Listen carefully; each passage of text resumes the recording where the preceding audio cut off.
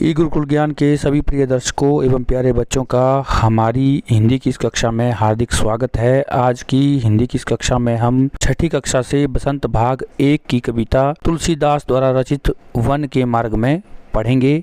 इसके प्रसंग और सरलार्थ को तथा कठिन शब्दार्थ को जानेंगे। तो चलिए वीडियो को शुरू करते हैं और पढ़ना आरंभ करते हैं।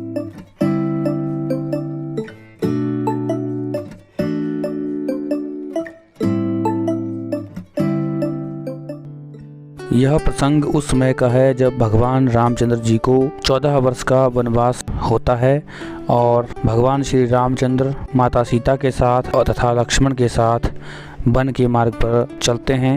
वन के कठिन मार्ग में चलते हुए माता सीता, श्री रामचंद्र जी तथा लक्ष्मण की स्थिति का इस सवैया में वर्णन किया गया है। तो देखते हैं पहला सवैया। पुरते निकसी रघुबीर बधू, धरि धीर दये मग में डग द्वे।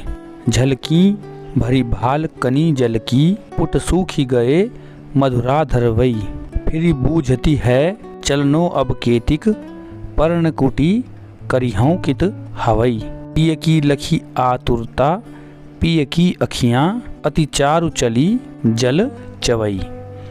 तो बहुत ही सुंदर पंक्तियाँ गोस्वामी तुलसीदास जी ने कही है। अब इसके सबसे पहले हम कठिन शब्दार्थ को देख लेते हैं, जिससे हमें इन पंक्तियों को समझने में आसानी होगी। पुरते जिसका अर्थ होता है नगर से, निकसी का अर्थ होता है निकली, रघुबीर बधू अर्थात राम की पत्नी सीता, धरी रखना, धीर धीरज, दय रखना, मग रास्ता, डग कदम, झलकी दिखाई दी, भाल माथा, कनी कण जल पानी, पुट होंठ सुखी सूखना, मधुराधर मधुर होंठ, बूझती पूछना, केतिक कितना, पर्णकुटी पत्तों की कुटिया, करिहौं बनाना, कित कहाँ, तीय पत्नी, लखी देखकर, आतुरता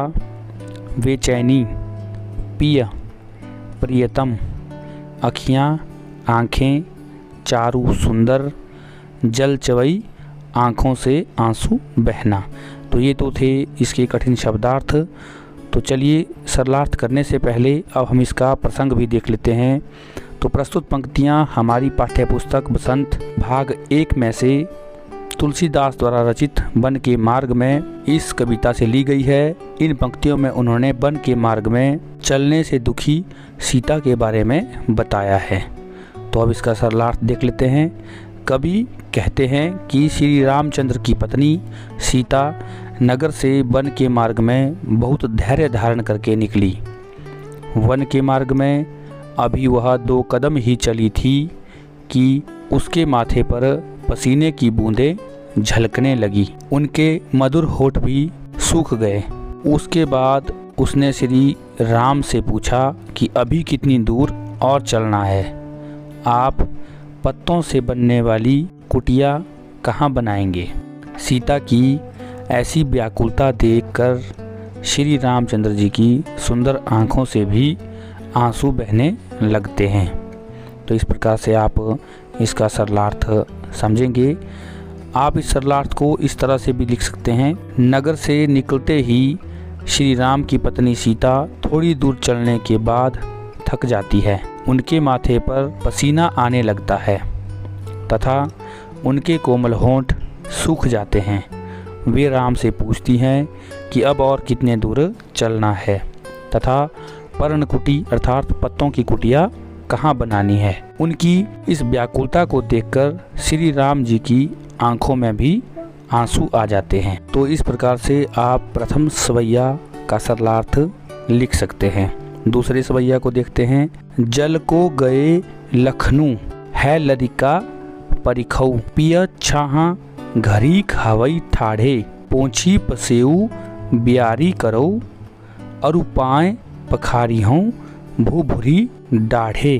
तुलसी रघुबीर प्रिय आश्रम, जानी के बैठी विलम्ब लौ कंटक काढ़े। जानकी नाह को नेह लख्यो, पुलको तनु बारी बिलोचन बाढ़े। तो इसका सरलार्थ करने से पहले हम इसके कठिन शब्दार्थों को देख लेते हैं। तो इसमें लरिका जिसका अर्थ होता है लड़का, परिखऊ का अर्थ होता है इंतज़ार करना, छाह का अर्थ होता है छाया, घरीक का अर्थ होता है कुछ समय, ठाड़े का अर्थ होता है खड़े रहना, सेव का अर्थ होता है पसीना, बयारी का अर्थ होता है हवा, पाएँ अर्थात पैर, पखारियाँ धोना, भूभुरी गर्म बालू, श्रम मेहनत, विलंब देर, कंटक कांटा, काढ़े का अर्थ होता है निकले या निकालना, नेह का अर्थ होता है प्रेम, लख्यऊ का अर्थ होता है देखना, पुलकऊ का अर्थ होता है पुलकित होना, तनु का अर्थ होता है शरीर, वारी का अर्थ होता है आंसू, विलोचन का अर्थ होता है नेत्र। इसके सरलार्थ को देख लेते हैं। सीता जी श्री राम से कहती है कि जल आने गए लक्ष्मण तो बालक ही है, उन्हें समय लग जाएगा, आप छाया में कुछ देर खड़े होकर उनकी प्रतीक्षा कर लीजिए, उनका इंतज़ार कर लीजिए। मैं आपके पसीने को पोंछकर हवा कर देती हूँ, मैं आपके गर्म रेत से तपे हुए चरणों को भी धो देती हूँ।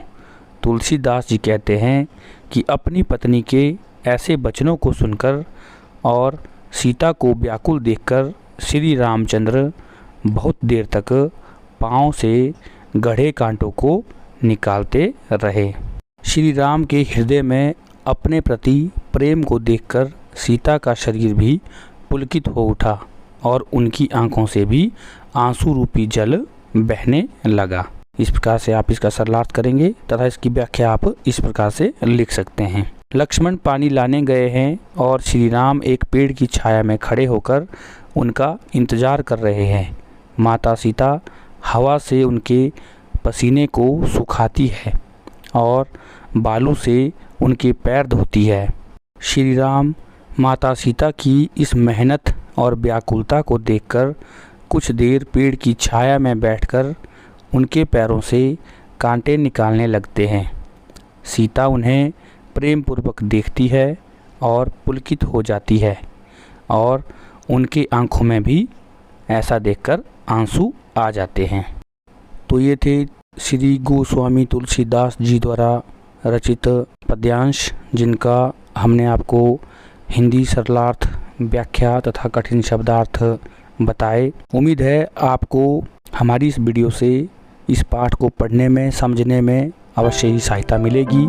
यदि आपको हमारी वीडियो के माध्यम से पढ़ना और सीखना अच्छा लग रहा हो तो आप हमारे चैनल को लाइक करें, शेयर करें, सब्सक्राइब करें तथा बेल आइकन को ऑल पर ज़रूर सेलेक्ट कर दें, ताकि जैसे हम कोई नई वीडियो अपलोड करते हैं आप तक हमारी वीडियो की नोटिफिकेशन सबसे पहले पहुंच जाए। इसी के साथ वीडियो में बने रहने के लिए आप सबका हार्दिक धन्यवाद। मिलते हैं इसी प्रकार की किसी दूसरी वीडियो में, तब तक के लिए नमस्कार। आपका दिन शुभ हो, मंगल हो।